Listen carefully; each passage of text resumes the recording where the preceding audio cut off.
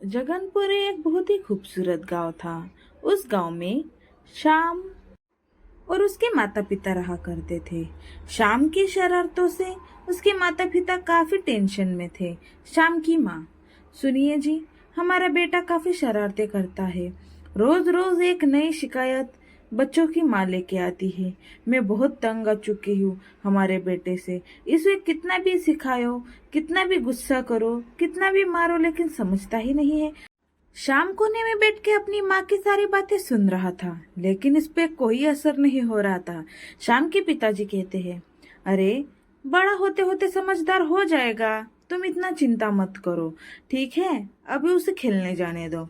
शाम अपने दोस्तों के साथ खेलने चला जाता है। शाम की शरारतों के कारण शाम के दोस्त शाम से नहीं खेला करते थे। एक दिन शाम अपने दोस्त से कहता है, सुनो, तुम मैं जो कहूंगा वही करोगे और तुम मेरे साथ खेलना होगा, वरना वरना तुम्हें छोड़ूंगा नहीं। और तुम दोनों आपस में खेलना बंद कर दो, मेरे साथ तुम्हें खेलना होगा। चलो मेरे घर चलते हैं। तभी पिंटू कहता है, सुनो श्याम, हम तुम्हारे साथ नहीं खेलेंगे। तुम बहुत बुरे लड़के हो। तुम्हारे वजह से ही हमारी माँ हमें पे गुस्सा करती है। वो कहती है उस शरारती श्याम के साथ मत खेला करो, वरना तुम भी उसी की तरह हो जाओगे। और ये सब बातें शाम को बुरी लगती है। शाम की एक दोस्त कहती है, टीना टीना कहती है कि शाम, तुम हमारे पास मत आया करो। हमारी माँ हमें गुस्सा करती है, वो हमें चिल्लाती है। तुम हमारे साथ खेलोगे तो हमारी माँ हमें मारेगी। तुम हमारे साथ मत खेला करो, चले जाओ तुम घर अपने। ये सुनते ही शाम को गुस्सा आ जाता है। गुस्से में शाम आग बबूला हो जाता है और वो लातों से मारने लग जाता है। वो लात मारते ही बच्चे रोने लग जाते हैं। वो काफी रोते हैं। वो टीना कहती है कि मैं ये सारी बात अपनी माँ को बताऊंगी, तब तुम्हें समझ में आएगा। और शाम अपने घर चला जाता है। टीना और उसका दोस्त ये सब देख ही रहे थे। अब टीना अपनी माँ को शाम के माँ के पास लेके जाती है और टीना सारी हकीकत शाम की माँ को बताने लगती है।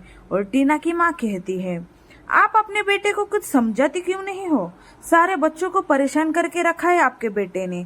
हमारी बेटी को मारता है, सुबह ही उसने पिंटू को भी बहुत लातों से मारा है। आपके समझना चाहिए, अपने बेटे को कुछ समझाना चाहिए। इतना बुरा व्यवहार अच्छा नहीं होता, ये उसको आगे जाके काफी तकलीफ दे सकता है। तभी शाम की माँ को बहुत गुस्सा आ जाता है। शाम की माँ कहती है, ए शाम, क्यों रे, तूने पिंटू को क्यों मारा और तुम टीना को क्यों परेशान करते रहते हो? तुम्हें तो सबक अब सिखाना ही पड़ेगा। तुम तो बहुत शरारती होते जा रहे हो। तुम्हें तो अब मैं छोड़ूंगी नहीं। तुम्हें समझना चाहिए। शाम की माँ शाम को समझाती है, बेटा, अगर तुम सबके साथ बुरा व्यवहार करोगे और सबके साथ गुस्से में बात करोगे या फिर किसी को मारोगे तो वो तुम्हारे दोस्त नहीं रहेंगे। आगे जाके किसी भी तरह का तुम पे मुसीबत आ जाए तो वो दोस्त तुम्हारे साथ नहीं खड़े होंगे।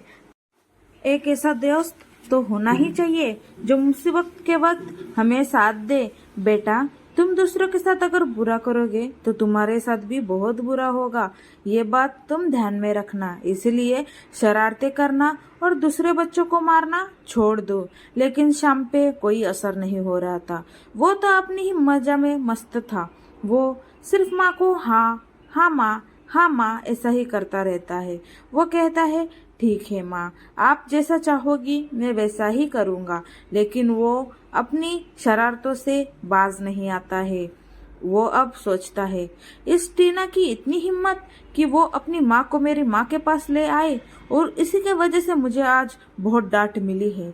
उसे मैं कल अपने घर बुलाऊंगा और उसे ऐसा गिराऊंगा कि उसे समझ आ जाएगा कि उसने मेरे साथ क्या किया है। उसको तो मैं अब कल सबक सिखाऊंगा। उसे मैं कल खेलने बुलाऊंगा और जमीन पे तेल डाल दूंगा। उसका पैर फिसलेगा और वो बहुत जोर से नीचे गिर जाएगी। हाँ, मैं अब ऐसा ही करूंगा। उसको तो अब सबक सिखाना ही पड़ेगा, तभी उसे समझ में आ जाएगा कि वो क्या कर रही है मेरे साथ। सबक तो मैं उसे सिखाऊंगा ही। मुझसे दुश्मनी लेने का उसे अब भुगताना भुगतना होगा। देखो अब कल मैं उसके साथ क्या करता हूँ। अब श्याम अपनी दोस्त टीना को बुलाने जाता है। अरे टीना रुको रुको रुको रुको। वो भाग के उसके पास जाता है। वो कहता है, अरे टीना, मुझे ना बहुत माफ कर देना। मैंने तुम्हें आज तक बहुत परेशान किया है। तुम मुझे माफ कर दोगी मेरी दोस्त? तुम मेरे साथ मेरे घर खेलने आओगी? मैं तुम्हें बहुत अच्छे से खाना खिलाऊंगा। हम दोनों बहुत अच्छे से खेलेंगे। मैं आगे से तुम्हें कभी परेशान नहीं करूंगा। तुम मेरे साथ आओगी ना खेलने टीना? बताओ ना, तुम मुझ पे अब विश्वास कर सकती हो। टीना कहती है, अरे मेरे दोस्त, मैं तुम पे विश्वास करती हूँ ना। मैं तुम्हारे साथ कल खेलने आ जाऊंगी। अरे अगर तुम्हें अपना दोस्त मानती हूँ मैं, तुम इतना है, तो मैं तुम्हारे साथ कल खेलने आ जाऊंगी। तुम चिंता मत करना। दूसरे ही दिन टीना अपने दोस्त श्याम के घर चली जाती है।